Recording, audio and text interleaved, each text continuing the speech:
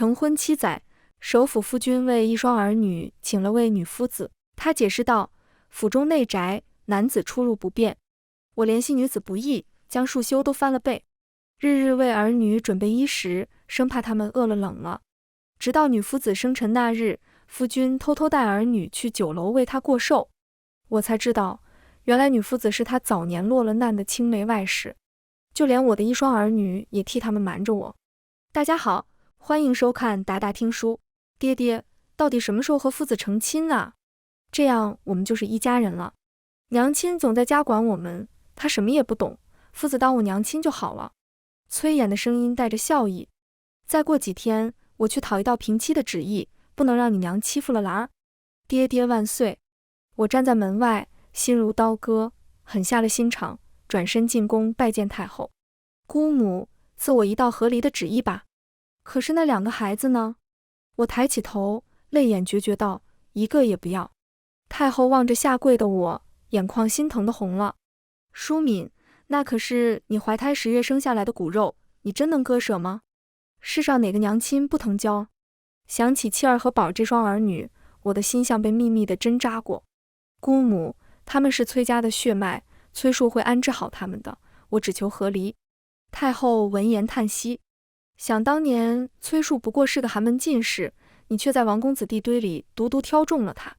如今他借着你的东风，成了当朝首辅，你反而要和离了。这世上事情如此多变，我深深埋下头，心中酸涩委屈，难以言表，泪湿了眼眸。姑母，可我从未变过，不求夫君名利，但求一心一意。太后亲自将我扶起来，准了我的请求。和离旨意这几日就下，你先回去准备准备，和崔家做个割舍吧。是啊，成婚7载，总是有很多账要算的。我回到了崔府，主院里热闹不已。崔器和崔宝在小厨房折腾得正欢。崔宝见那柴火点不着，将头都快伸进灶里，我生怕他被烫着，着急将他搂进怀里。宝儿，小心！崔宝皱起眉看我，不耐烦地推开我。娘亲，你怎么来了？我在生火呢，你别来添乱。我愣了愣，放开怀中的人，转头去看围观的仆妇。你们是怎么做事的？少爷和小姐才6岁不到，就冷眼看着他们在厨房胡闹。满脸沾着面粉的崔器主动解释道：母亲，我和宝想亲手为兰夫子做个寿桃面点，作为生辰礼物，母亲何必一回来就动怒呢？我心里不由得失落了几分。原来契哥和宝在为董兰一准备生辰礼物。记得我上半年的生辰，他们不过是说了几句祝语，从未提过生辰礼这回事。我让仆妇看管好他们，转身就要离开。契哥愣了愣，没想到我轻轻放过，突然喊住我，眼神示弱。既然母亲回来了，您的手艺是最好的，可以帮我们给夫子做礼物吗？那一瞬间，我的心真的寒了。我从前没有当母亲时，也是十指不沾阳春水的。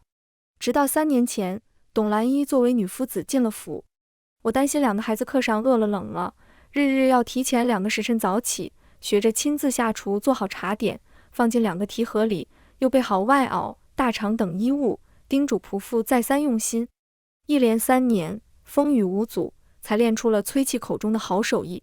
可他却让我帮他做礼物给董兰一祝寿。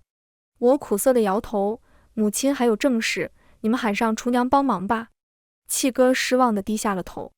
崔宝不小心将头撞到灶口，半个小脸都蹭黑了，眼里积满委屈的泪水，下意识就看向我。我没有过去管他，既然我决定放手了，就该让他们成长起来，不然等我离开后，他们在董兰一手底下该如何讨生活呢？我回到了正屋，喊来陪嫁侍女小何，准备清点嫁妆。夫人的嫁妆分成了3份，一份是在我这里保管着，另外2份是给了大少爷和大小姐。我翻阅起嫁妆单子，当年我嫁给崔树时，他虽是寒门世子，可我家也没看轻他。出嫁那日，10里红妆，81台嫁妆，谁看了不说为国公府嫁女有排场。如今7年过去，这份嫁妆虽消耗了点，但依旧够崔家用上3辈子了。我将嫁妆单子交给小何，你照寻常公侯人家子女的私产份例，将契哥和宝景那里多出来的列给我，我准备收回来。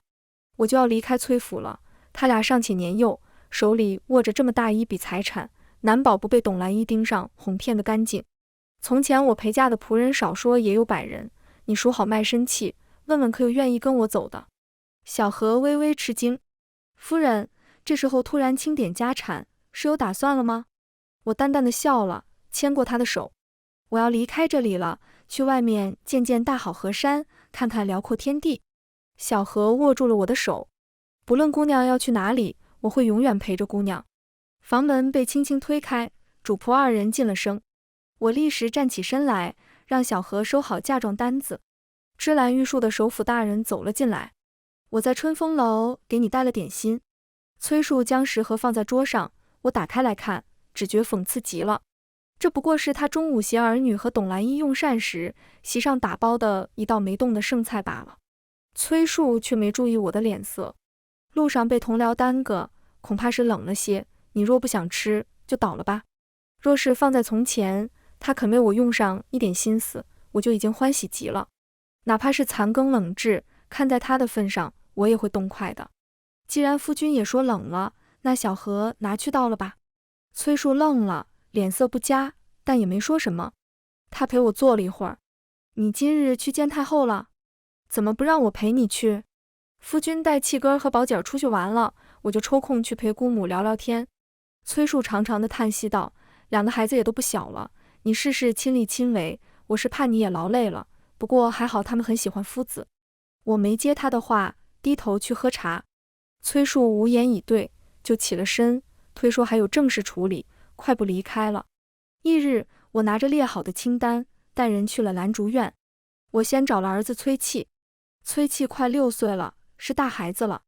他得知我是来讨要从前送他的东西，脸色正愣发红，将金银票器都拿了出来。母亲今日连早膳都没陪我们吃，倒是在意这些死物。兰夫子说，金银乃身外之物，母亲你太愚昧了。我静静地望着崔气，失望得透彻至极。他是我嫁给崔树后生的第1个儿子。那时候崔树忙于朝政，崔树的母亲早亡，头1胎几乎是要了我的命，没想到拼死拼活生下来的崔气会如此瞧不起我。我咽下失望，收好票器，将剩余的部分留给他，苦口婆心地叮嘱他，你还小，即便是这些也比旁人多得多了，要好好保管。我动手去摸他的头，崔气却躲开了，动手狠狠地推我，声音极其不耐烦，有什么好保管的，我不稀罕你的东西。我看他一眼，转身离开了。我又到了崔板的屋子，他就没那么好说话了。凭什么？你给了我的就是我的，休想再拿回去。兰夫子说了，这都是我的立身之本。崔宝厌恶地盯着我，如同看着仇敌。娘亲，你要抢我的东西，我讨厌你。崔宝是我的第2个孩子，他从来都是最会折腾我的。我怀着他时去寺庙上香，遇到流民作乱，当时就惊得在庙里生产了，才为他取名宝。也是那时伤了身子，我再也不能生育了。我知道何宝说不通道理，让他身边的大丫鬟去拿出来。崔宝动手来打我，边打边骂。我忍着身上的疼痛，用手扶紧他的胳膊，生怕他摔倒了。最后还是丫鬟冲过来将他拉开了。小何将单子仔细对过了。夫人，都好了，就是老夫人留给你的红血凤镯，你给了大小姐，竟然没瞧见。我记得那个镯子，价值连城不说，更是母亲留给我的遗物。你给谁了？那是你外祖母的东西。崔宝退后了2步，支支吾吾地骂道，你管不着，你给了我，就是我的，我爱给谁给谁。我问了他身边的人，才知道他送给了董兰一。我顿时气得不行，转身就走，不顾崔宝在身后的呼唤，董姑娘，小孩不懂事，大人总不该眼拙吧？那是王母遗物，还请物归原主。董兰一站在桥上为锦鲤，轻轻卷起袖子，露出手腕的镯子。这是宝姐送我的礼物，夫人来讨要，算怎么回事？董姑娘，世上宝物皆有出处，以你的微末出身，你敢带着这镯子抛头露面吗？董兰一脸色白了一瞬。我早就暗地打听清楚了，她从前还是官家小姐，但全族落了难，皆被没入奴籍，是崔树将她捞了出来。他哪里敢穿金戴银出门，招摇过市？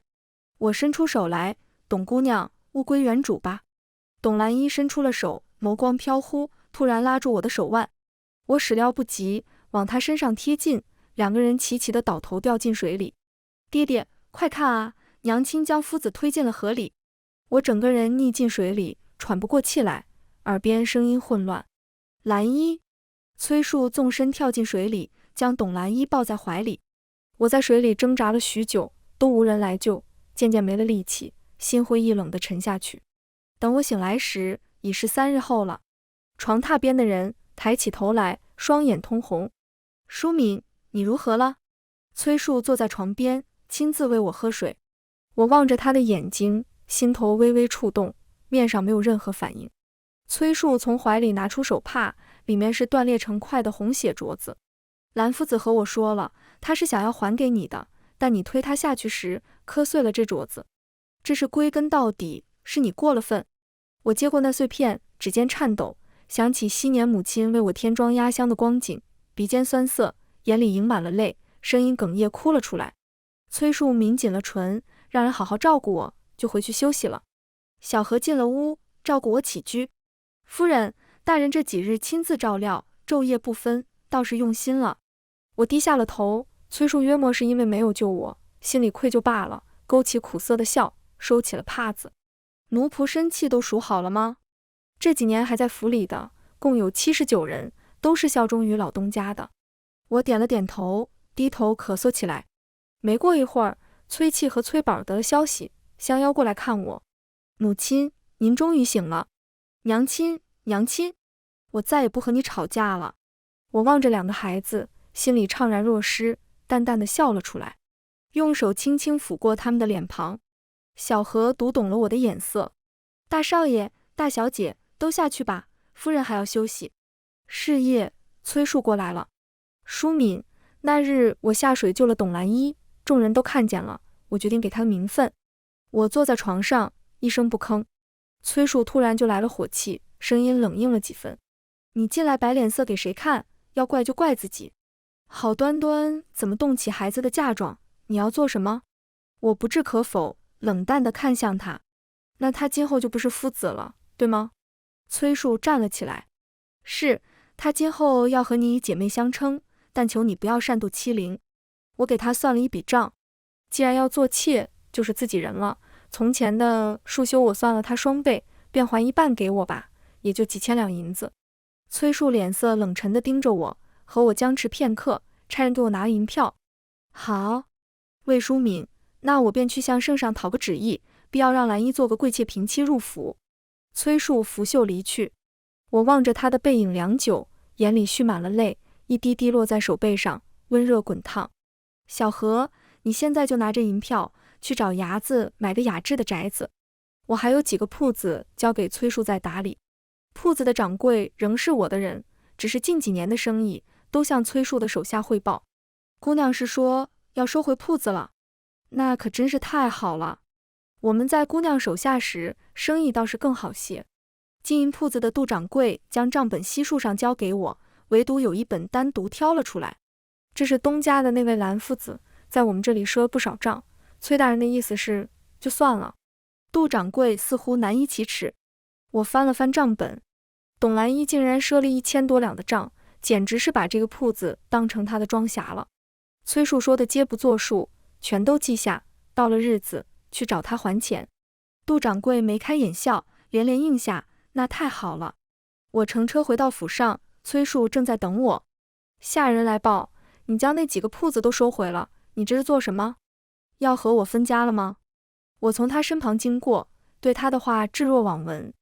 魏淑敏，都相处这么多年了，你还是如此善妒跋扈。我不过要纳妾，你就风风雨雨，闹得家宅不宁。崔树将他的被褥搬去了书房。我回到了院子，和小贺收拾东西，等过了今日，就搬去新宅子里住。午后，我去用膳，却见董兰依和崔树同坐，崔契和崔宝坐在下手，热热闹闹，俨然一家人。我就不去打扰了。崔树却冷冷地喊住了我，过来吃饭，你清高什么？崔契站起身来，母亲，父亲已经为庶母请了旨意，都是一家人了。他已经改口称庶母了。崔宝附和道：是啊，娘亲，你坐下吧，发什么脾气？以后日子还长呢。董兰依静静的用膳，抬眸盯着我，缓缓笑了。7月流火，炎炎烈日，我望着屋里的一家人，却从心底里凉到了全身。正在这时，层层传话进来。圣旨到。我一时怔住，不知是姑母的旨意下来了，还是崔树的请旨到了。崔树快步走了过来，握住我的手，拽着我去了前院。你跟着我去，好好听一听，将脾气收起来。崔气和崔宝儿也开心地跑来。兰夫子要名正言顺地当我们的娘亲了。我被崔树强拉着跪在地上。小黄门见到人齐了，宣读明皇圣旨。自即日起，魏氏淑敏与崔树解除婚契，所还聘礼嫁妆，依礼清点交割，不得滋扰。此后男婚女嫁，各不相干。崔树脸色惨白，僵在了原地。他不可置信地站起来，夺过那道圣旨，低头逐字逐句地细看。怎么会是要我们和离？崔树转过头来看我，魏淑敏。他紧紧咬着牙，指尖无端颤抖。我心里的石头落了地，端庄的磕头谢了。那小黄门似笑非笑地看向崔树。崔大人，您还没接旨谢恩呢。崔树踌躇片刻，直挺挺地跪了下来，不情不愿地接了这道旨意。小黄门颔首，再看向崔气和崔宝兄妹，声音温和道：崔家的2位小主子也谢个恩吧。崔气和崔宝呆滞在了原地，不知道这是怎么了，齐齐将目光投向我。崔树僵硬地抬起头来：气哥儿和宝姐儿也要接这道旨意吗？崔树转过头看我，眸光复杂道：儿女是你亲生的骨肉，就算是我们和离。那人打断了崔树的话：太后和陛下都说了，崔府的2位小主子很有主意，所以指明了这道旨意也要2位小主子接的。等魏姑娘离了崔府，不可滋扰纠缠。崔树像被抽走了魂魄，脸色瞬间灰败下来。崔气和崔宝被半拉半扯地跪在地上。公公的话是什么意思啊？崔宝忍不住问道。崔气也不明所以地皱起眉头。大少爷、大小姐，从今后起，魏淑敏便不再是你们的母亲了。你们接了圣旨，不能再去缠她，不然就是抗旨。崔气和崔宝怔愣地看向对方，脸色微微失落，但还是被催促着叩了头。等到人走后，崔树握着手里的圣旨，死死地盯着我，眼睛慢慢红了。你要走？就连2个孩子都能狠心不要。我起了身，看了眼他，这不就是你想要的吗？崔树哑口无言。崔气拉着崔宝起来，站到了崔树身后。父亲，母亲要走就让他走吧，难道没了他一个人，我们就过不了日子？崔宝睁大眼睛看我，蹙起了眉头。是不是娘亲走了，兰夫子就是我们的新娘亲了？我一个人静静望着这一家3口，心底的最后一丝温情也消散了。小河雇好的车马等候在了角门，奴仆替我们搬运香笼，进进出出，络绎不绝。崔气和崔宝立在垂花门下，既不靠近也不回去，一声不吭地望着我。崔树将自己关进书房，闭门不出。日暮时分，宅院镀金，物件也搬得差不多了。跟随我陪嫁来的数十奴仆也都聚集院中。董兰依没了人服侍，愤愤不平地追了出来。你们这是做什么？小河面带微笑看他，施施然地发了话：董姨娘，我家姑娘和崔大人奉旨和离，聘礼嫁妆，清点交割，这些都是从前魏家的陪嫁，自然也要跟随姑娘离开。众人领了命，浩浩荡荡地出了角门，去新买的宅子洒扫安置。这一下子没了大半的人手，偌大的崔府顷刻间变得空荡荡了。董兰依微微咬唇，脚尖碾地。崔宝捏着崔气的衣袖：兄长，娘亲把人都带走了。崔气拂袖冷冷道：再买就是了。崔宝撇了撇嘴，可是了半天也不说话了。我走出府门，踏上车辕，回首望去，崔树带着一双儿女站在门边，面色复杂地凝望着我。我低了低头，掀开车帘，进了马车。走吧。我搬到了绿杨巷子里3进3出的大宅子。这里是前朝王爷的私宅，一步一景，清幽雅致，比崔树的官邸还要讲究。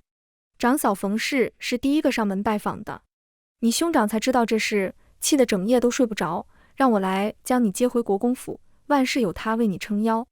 冯氏轻握着我的手，好生安慰。不必了，嫂嫂，我在这里住得很好，既有银钱，又有人服侍，自在极了。冯氏费尽口舌，也劝不动我，也就歇了心思。他临走之时，再三确认，你兄长特意嘱咐我问你，姑娘和崔树可真的断了。他压低了声音，你兄长的意思，从前把他扶上去，今后就要放手了。内阁争权夺势，波诡云谲，极其凶险。朝堂的事，让兄长定夺吧。总之我和他是断得干干净净了。我笑了笑，将他送出门。杜掌柜联合7位掌柜站在屏风后。东家姑娘，打扰了。这几位掌柜听说能收董兰一的账，特意将自家的赊账本子都带来了，请姑娘示意。我一本一本看过去，7、8家的账本加起来算了算，3年竟然超出了1万两。既然我也搬出来了，那你们就上门收账吧。崔树虽身居高位，但为官清廉，按月拿着核定的俸禄。这1万多两的真金白银，恐怕要掏空他的家底了。我和崔树和离的事也传遍了京城。没过半月，我接到镇北侯夫人的帖子，邀我去赴宴。这头一家来请的，我总是要应下的，免得旁人以为我和离后就不敢出门了。到了侯府，花团锦簇，曲水流觞。我嫂嫂魏国公夫人冯氏也来了，正在人群里谈笑，热闹至极。首府崔家前几日闹出了大笑话，竟然被人堵在门口要账。听说几位掌柜联合找上了崔府，开口就要董兰一还钱，不给钱便不走人。董兰一自知理亏，也拿不出钱，干脆闭门不见。后来崔树散朝回来，撞见府门被人围堵，聚集了看热闹的百姓。他还是改到角门进的崔府，将几位掌柜放进来，看过账后，脸色铁青，替董兰一销了账。1万多两的现银啊，可不是小数目。听闻崔大人发了好大的脾气，逼着那董事将从前3年收的束修都拿了出来，又将家底都拿出来贴补，才把人打发走。冯氏拉过我的手，笑得都不行了。从前董兰一都吸你的血，崔树倒是没什么感觉，如今换成他了，该叫他心疼心疼。我握着团扇，轻轻掩面，语气淡然。我不过是将我的账要回来罢了。要得好。众人纷纷附和。忘恩负义的薄幸郎就该受点报应。突然有人眼波流转，扇子往右指去，瞧，那谁也来了。我顺着声音看去，董兰一带着崔器和崔宝正站在园子角落里，3个人都无人问津。看来崔树真将他立为妾室。崔大人请了旨意，要立他为贵妾。陛下说入府都3年了，如何还跪得起来？众人握着团扇，纷纷轻笑，不再言语。我倒是盯着崔宝微微出神。他从前参加宴会，都闹着要做新裙子，否则就不上马车。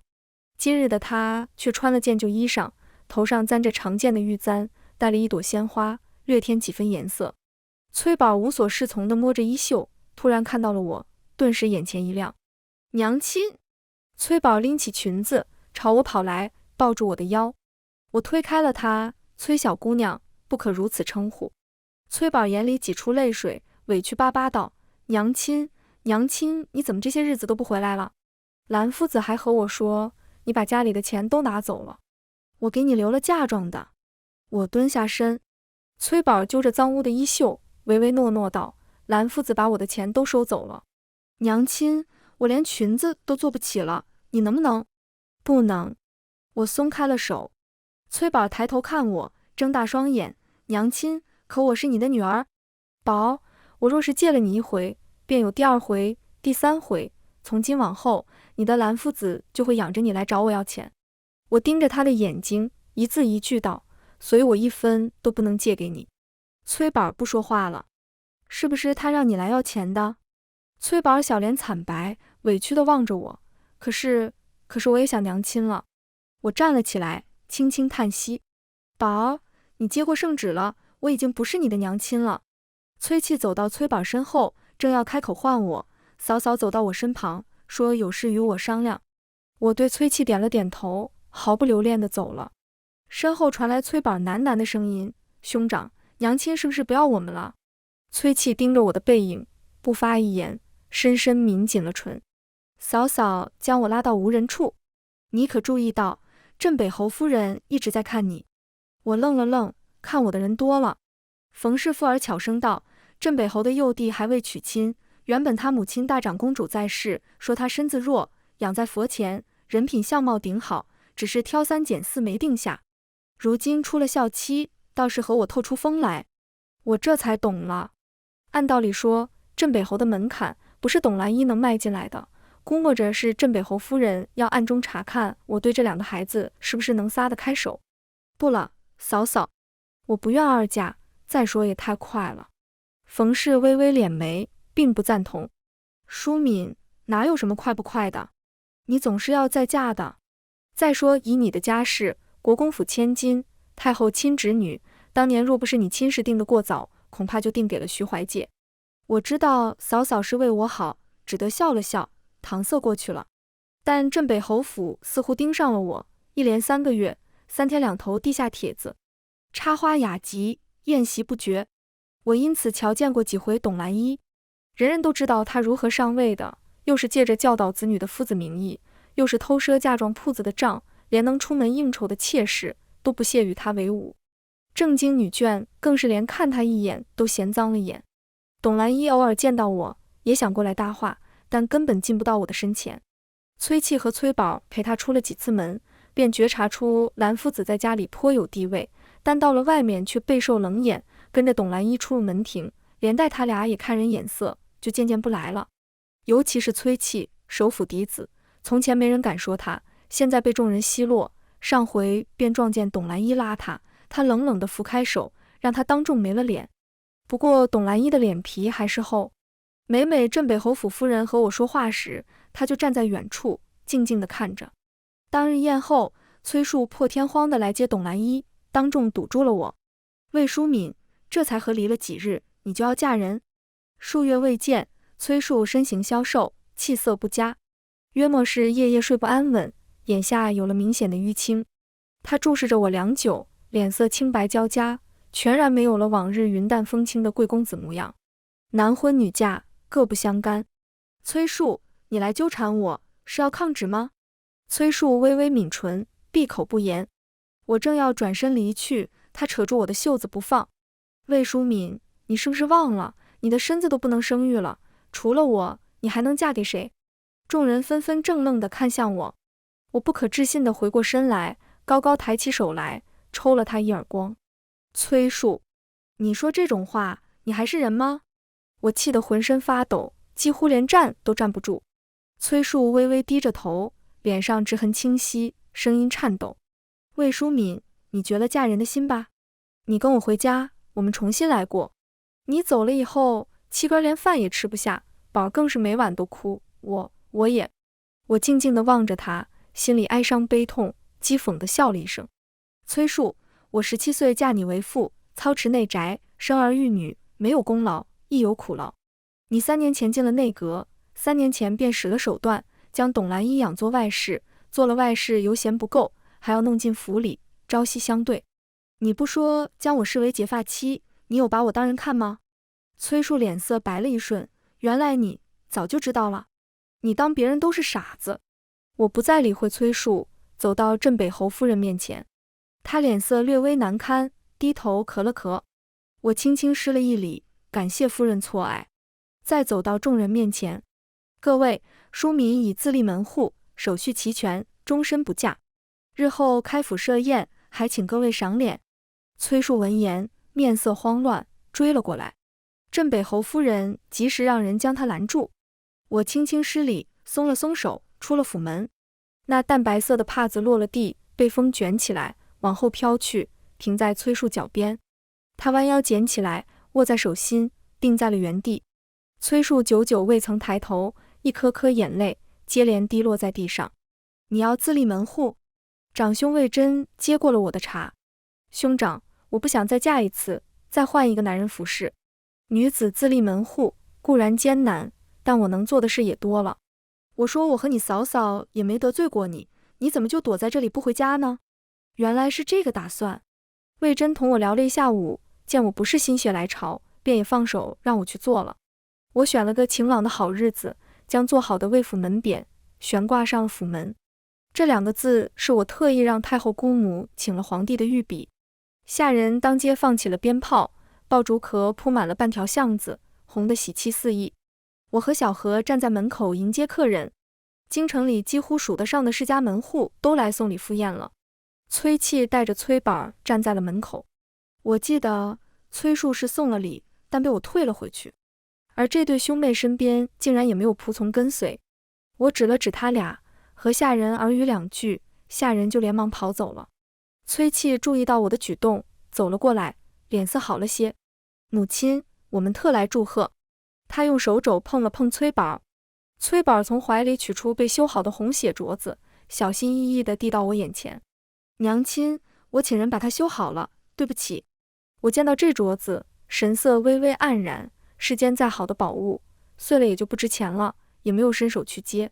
崔少爷，崔小姐，我已开门立府，今后便叫我一声魏夫人吧。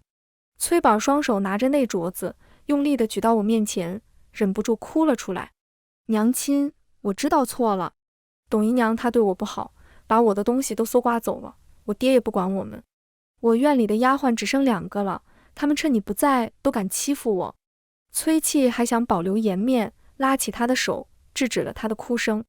母亲，他对上我的眼睛，微微低下头。魏夫人，我们能进新府看看吗？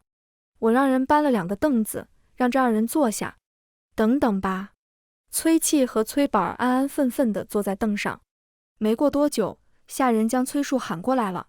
崔大人是怎么看管家中子女的？若是走丢了，你如何担当得起？正午时分，崔树身上带着酒气，气冲冲地下了车，一手拉过一孩子，当街打骂起来。当初是你们要夫子当娘亲的，如今怎么又不争气，偷偷跑出来见他？崔树竟然如此荒诞，将过错都推到孩子身上。崔宝直往崔器身后躲，崔器气得脸都涨红了，将下唇咬出了血，一脚就踢在崔树的腿上，竟然把崔树踢得跪在地上。都是你的错，是爹爹把夫子带进家里，你还不肯承认，是你伤了母亲的心。崔器似乎是要为我出气，又踢了崔树2脚。崔树跪在地上，半晌不动，缓缓站起来，红着眼看向了我。魏淑敏，从前人人都说我高攀，我就想要越过你家，我真是疯了才会。他言辞极其恳切，要将心肺掏给我看，我却不想看了，转身迈过门槛。巍峨厚重的府门从2侧慢慢关严，隔绝了崔树父子们的视线。自立门户后，我重新经营生意，铺子利润也涨回来了。我将董兰一偷卖的东西买了回来，里面不仅有我留给崔宝的嫁妆，甚至也有我留给崔器的东西。他们果然没有把我的叮嘱放在心里。我拿起一根成色极差的簪子，看来董兰一也是当无可当了。偌大的崔府，现银被他一笔掏空，如今要维持着架子，已经快把他压垮了。我带走了大半的仆人，崔府不仅没再往里买人，反而再三裁减了人员用度。听说崔家兄妹和董兰一吵得面红耳赤，小贺低头奉茶，也笑了。这几日大家也都默契着，不给崔府下帖子了，怕他出门打秋风呢。我给嫂嫂送了话，让她留意着董兰一那边，怕他急了惹出祸事来。我则是去了趟云起书院。云起书院位于京城远郊的山里，专收寒门贫家的子弟，只要文章得了先生的青眼，交上单薄的束修，便可入学。但这几年来，书院入不敷出，屋舍勉强维持，屋外下雨，屋里也下。我重金资助了云起书院，让他们开了招收女学生的先例。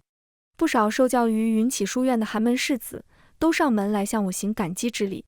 其中有一名士子，名唤王介，穷困潦倒，孱弱不堪，饿得昏倒在了我家后门。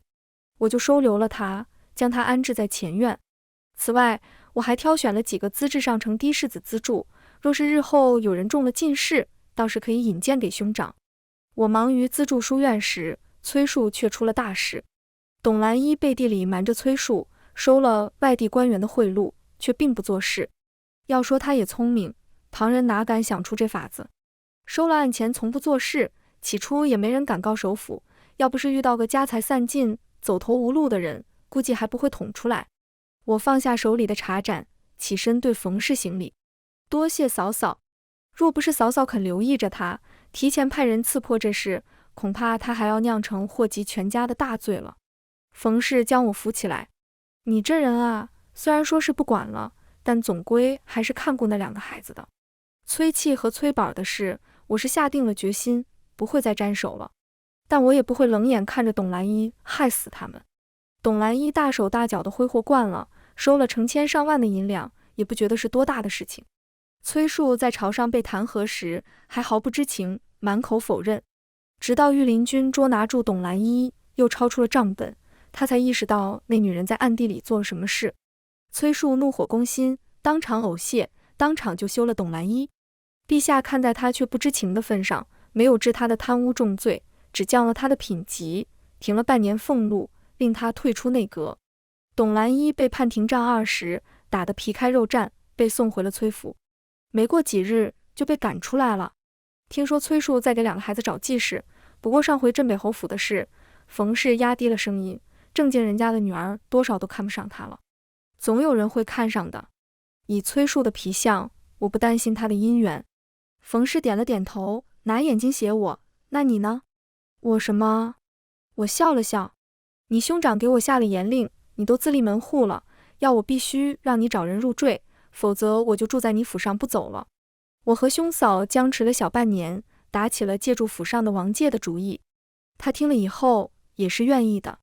冯氏见了王介，细细打量起来，虽是无名之辈，但容貌气度不俗，就定下了这事。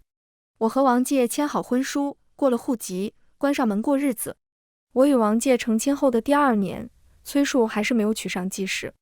早先还有点风声，说是去岁谈妥了6品官员的女儿，人家不嫌弃嫁过来当后娘。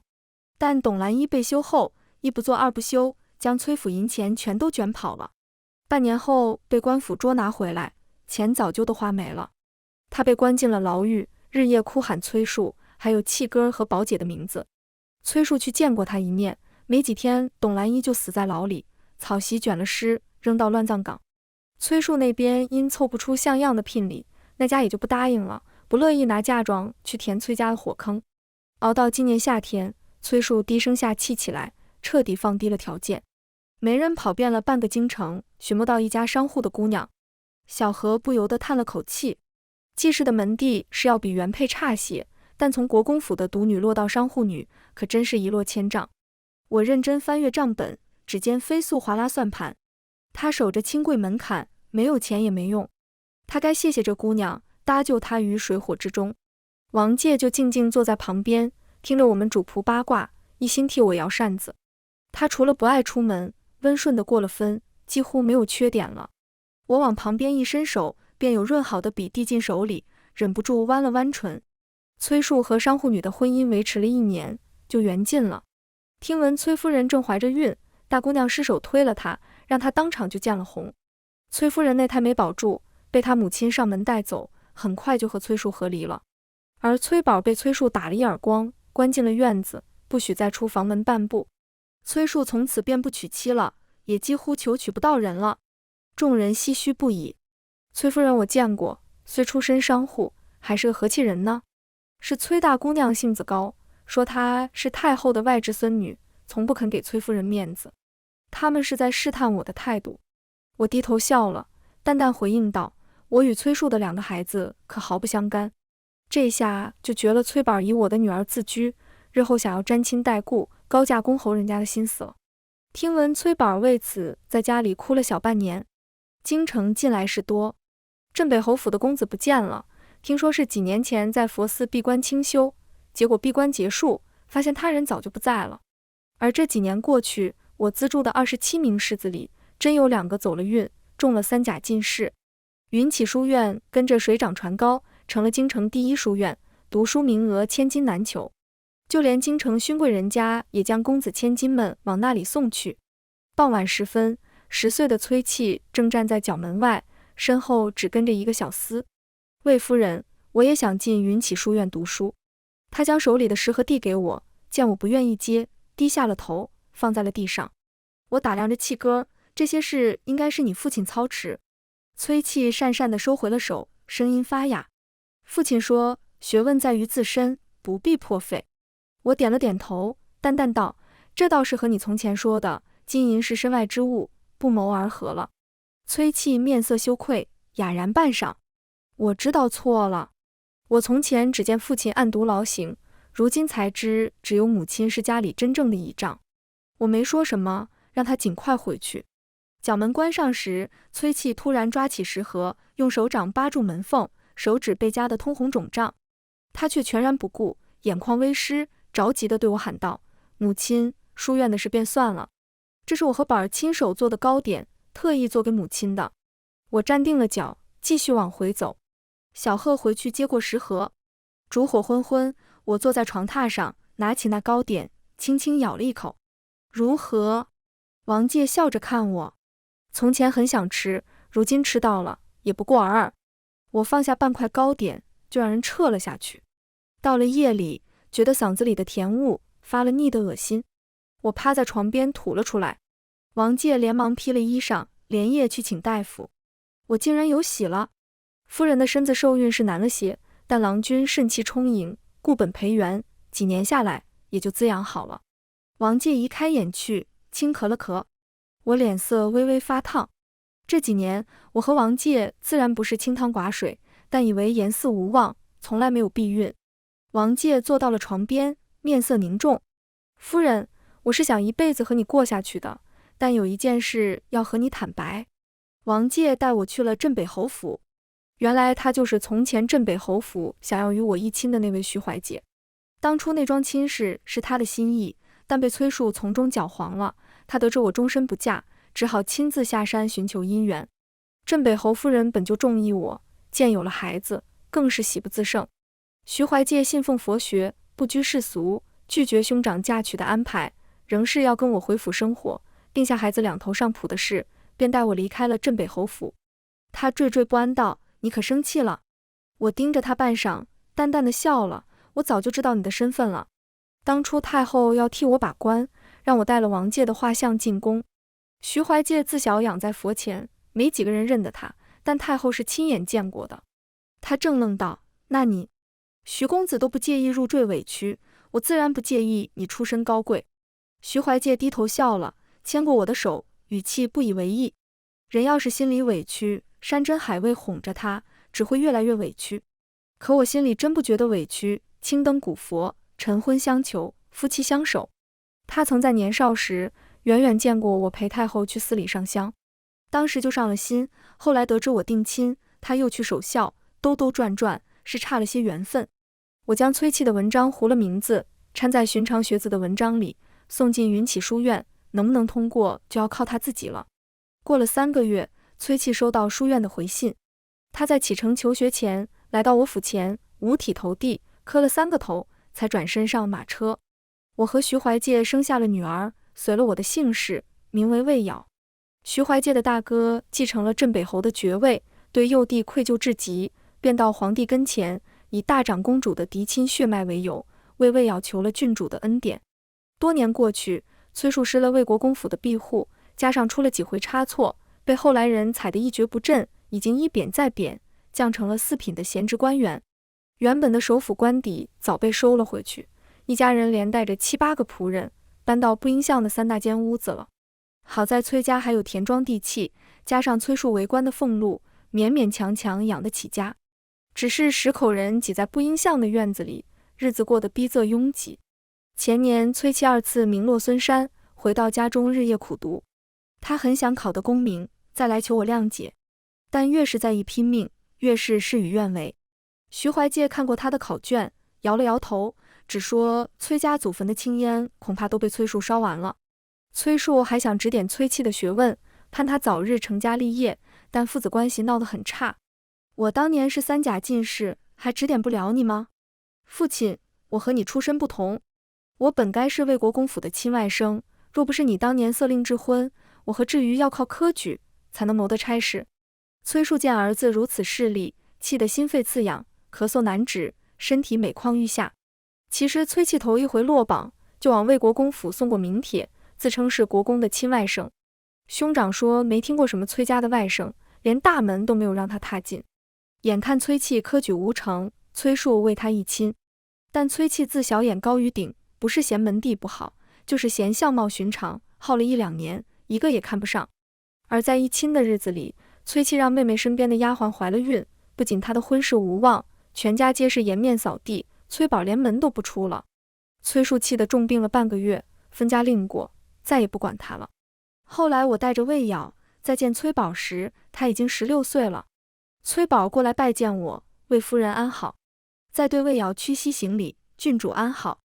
崔宝忍不住看向我身旁的魏瑶，同是我的女儿，却是云泥之别。魏瑶被魏徐两家养成了金玉般的人儿，不论走到哪里，如同众星捧月，时时有人奉承。而崔宝却是衣裙素净，脸色寡淡，连能带出门的体面丫鬟都没有。若不是我让人给他下帖子，他甚至都到不了我面前。听闻你定亲了，我当初留下的东西替你赎了回来，就当是最后的一点情分了。我让小何带他去取东西。崔宝低头走着路，忍不住1步3回头，眼圈红到了极点，淌下2行清泪。崔宝的亲事是崔树做了主，他来找过我商量，我连面都没见，就回绝了他。